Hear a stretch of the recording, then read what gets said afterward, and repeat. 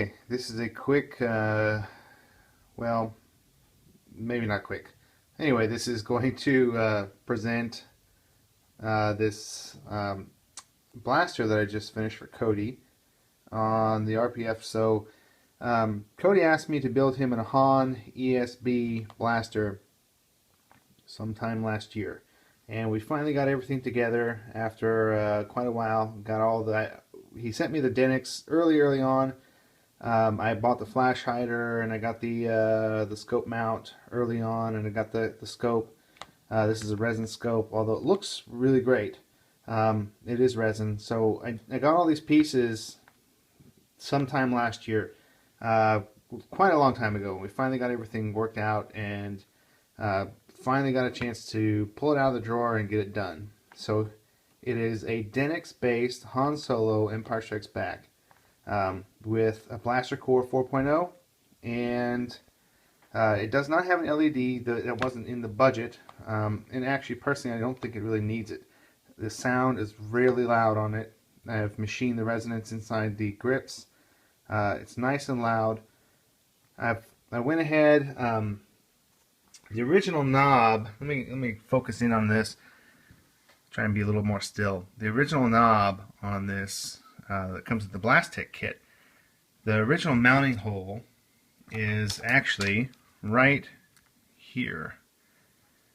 So what I did is I moved the hole up here. I drilled a new one,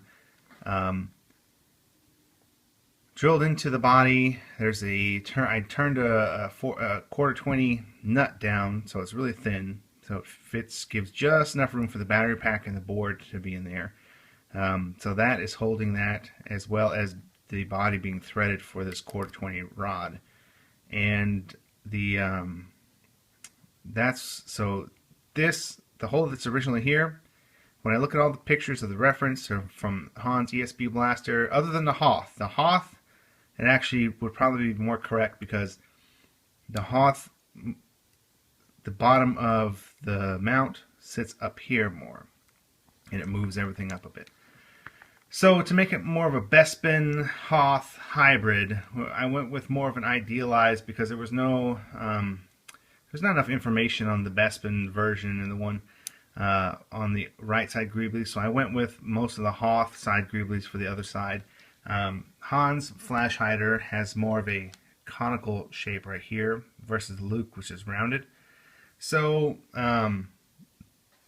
this is an Evolutions Props flash hider. It's really nice, so I went with that. TK4702, I believe, is the name on RPF. This is where I got the scope from.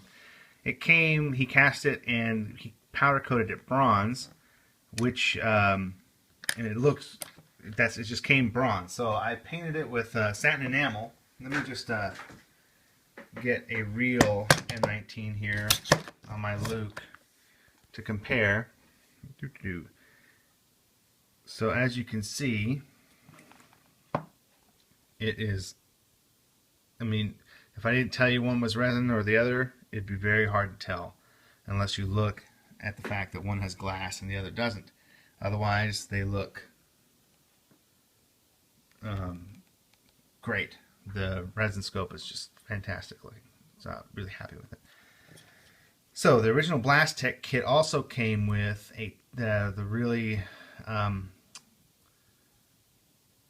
or I actually got it from Caroline Exports. They had the slanted knurled knob, and it doesn't look like any of the production photos or anything like that, and I just really didn't like it. And I had a reject from my latest run of Luke knobs, and the other Han ESB pictures I've seen of the non-Hoth version look almost identical to the Luke knobs, so I went ahead and went with that.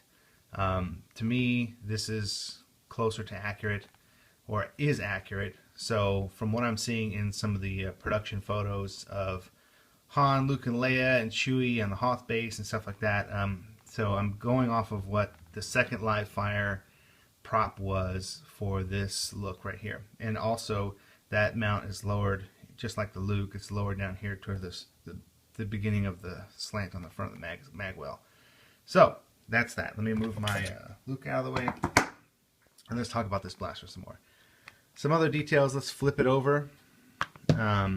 So this is where I'm going with what we don't know as far as my research can tell, as we don't know enough about the Bestman blaster, Han Bestman blaster on this side, other than it possibly did have the Revell V8 pistons on it, the motor coil piece, and the other, I forget what part they are, but those two pieces right there.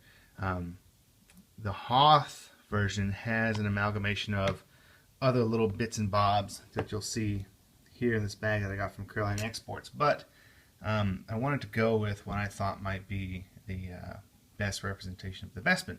So here we have a nice amalgamation of what everybody thinks the Han should look like. So I've got, these are real Revell V8 pistons. They're from a vintage kit. Just like these, that I joined them together, put some epoxy, filled them up with epoxy so they wouldn't squish or wouldn't deform. Now the reason I couldn't screw this in was because the electronics take up every inch inside the mag well. So these are epoxied on. These screws are epoxied on, and this is epoxied to the body. Should be pretty strong for the most part, unless you just go bashing it around. They're not going to come off. It's sturdy. So it should be good to go. They're very slightly weathered here. I didn't want to take off too much paint because I think it'll naturally happen as well. Satin enamel over the gray plastic. So anyway, those are the greeblies. Now, it does have a Blaster Core 4.0. I did flush mount the recharge port back here. You see the recharge port back here. You can hold it pretty comfortably without that being a big deal if you just want to hold it statically. The other thing I want to show is the auxiliary button. Let me focus here. So the auxiliary button is a small tactile switch, and you'll notice it's flush. There's no way to move it farther back. I wanted it to kind of replicate a real Mauser's mag floor plate release spot. So I countersunk the hole and everything. So it's an approximation of that. It's not super accurate, but it's about in the right place. And I couldn't move it any farther back because this is where the structure is inside, and I need that to be in the mag well with the rest of the electronics, and I couldn't. There's no other way to do it. So that's where that is, but it's a nice place to just feel underneath, and it just takes a light push. You don't have to jam on it or anything. But here, let me just fire it up for you. We just pull the kill key. It isn't friendly, whatever it is. Come on, Chewie, let's check it out. Made a custom boot for the Han font, and this is kind of being instructions for Cody here. It fires just the trigger. You can pull the bolt back all the way. If I could do it one-handed.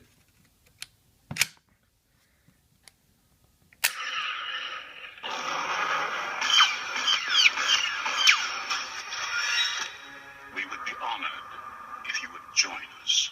I took the liberty to make some special modifications to the sound font for the Han Blaster, just to kind of honor the ESB theme.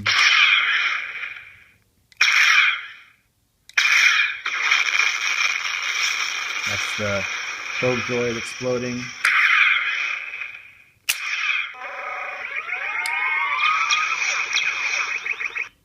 The probe droid firing back.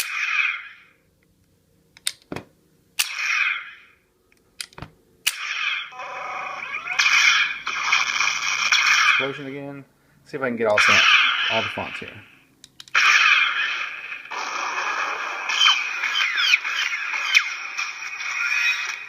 We would be honored if you would join us. There's one more.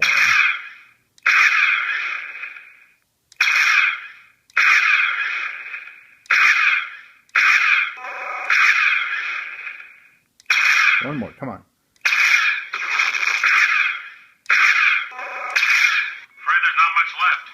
Droid of some kind. I didn't hit it that hard. Must have had a self-destruct.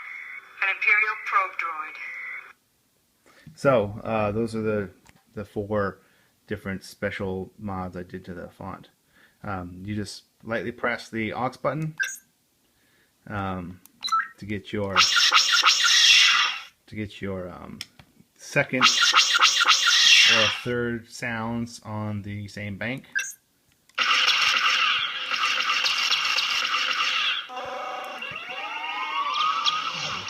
Wait for it to finish. So now to change,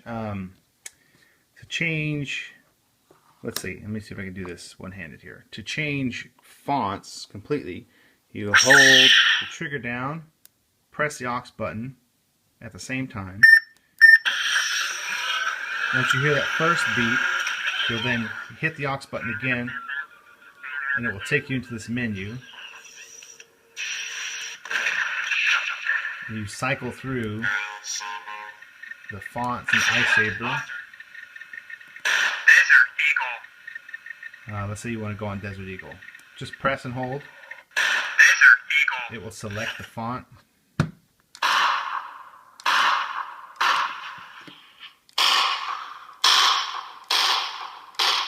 We'll eventually run out of ammo. See, to reload, I think you just hit it. Or no, this goes to a second. Fire at will. Second sound selection in that same bank. Fire at will. So we'll go back. Once it's done playing, we'll go back to the. Okay, so press and hold to reload. Now let's change font banks again. This is kind of hard. Press and hold both. Press the second time after that beep. Gets you into the menu. Desert Eagle.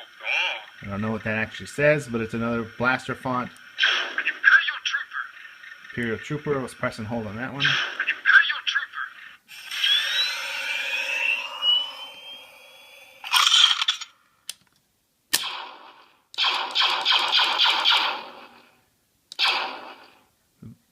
Imperial Trooper one's kind of fun. It actually, you can hear it getting weaker as you blast away.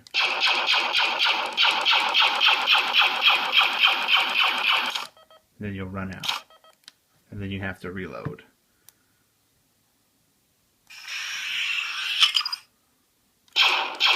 And then this one has a second one. Sounds slightly different. And then a stun.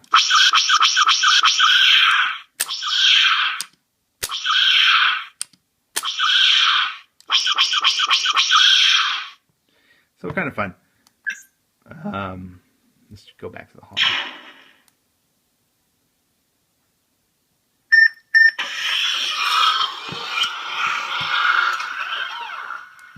Imperial Trooper.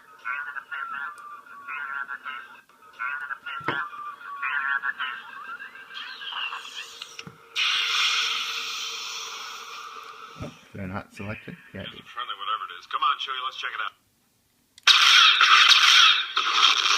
So there that is.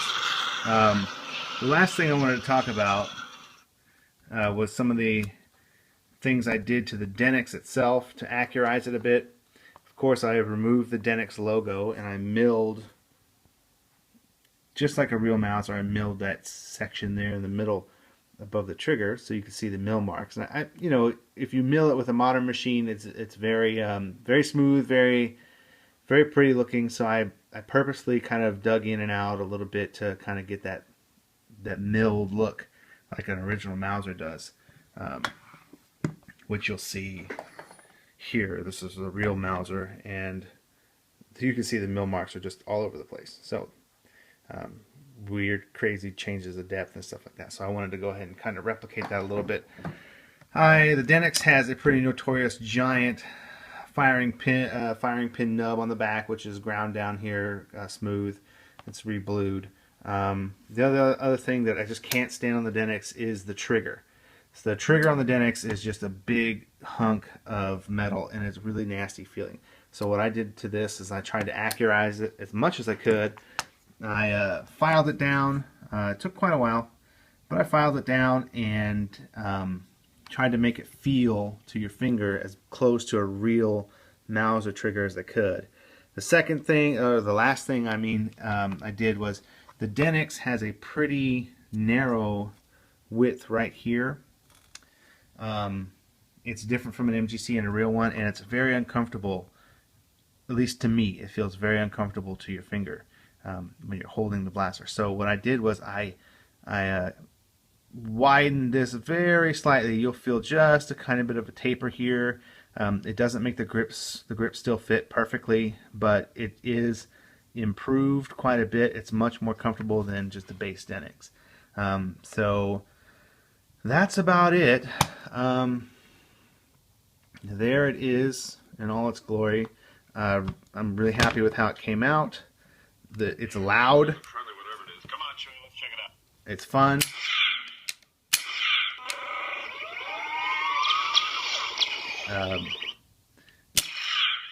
Has all the functions, full functions of the Blaster Core 4.0, and it looks great. Let me just put it next to my MGC Luke, and you can kind of see how good it actually does look. Looks quite good. So pretty happy with it. I hope Cody is very stoked with it, that he enjoys it, and I hope everyone on the RPF likes it, and all you Blaster fans and Mauser guys. So the Denix is an inexpensive way to get something that looks really good. There's a lot more time you can put into the Denix itself to make it look more accurate, but as a base, especially for sound, it's hard to beat. Quite fun. What was it? Droid of some kind. I didn't hit it that hard. Must have had a self-destruct. An Imperial probe droid. Well said, Leia. Alright, later. Okay, I'm back. There's one more thing that I completely forgot to address, so I wanted to pin this on the end of the video for Cody, since this is his instructional video, and also for anybody else thinking about doing a Denix with Blaster Core. Now this is what I've got inside. Let me see if I can get you guys to see this here. Access to the SD card is through the bolt. You have to pull the bolt back and hold it back, and use some needle nose pliers to push down on the SD card, and it will pop out, and you just pull it out. Everything is encased in here. There's a 7.4 volt lithium ion pack in here, the Blaster Core 4.0. So Cody, when you charge it, it's 7.4 volts on your lithium ion charger from the Custom Saver shop, or wherever you might have it, with a 2.1 millimeter recharge port. So that's it. That's how you get your SD card access if you want to change anything. Pretty simple, straightforward. Just don't drop the SD card down in there. There's no other way to get it out. You have to completely disassemble everything if it gets stuck, and that would really, really suck. You have to send it to me to do it. Anyway, the other thing is, don't loosen or take off the scope mount for whatever reason. It's got a rubber washer underneath, so it may adjust, but you can move it back in place. It's no problem. Generally, it's as tight as I can get it, and usually it just doesn't move, so that shouldn't be a big deal. But don't take it off, and if you need to readjust it for whatever reason, when you thread this down, as you're tightening it, use a pair of needle nose pliers to hold that bolt straight. It is tightened with a nut on the inside, but if it does come loose, and you turn it the wrong way, if that nut comes off inside, it'll just be inside loose, and there's probably no way for you to line it again. You'll have to send it to me so I can disassemble the whole thing just to put that thing back in there.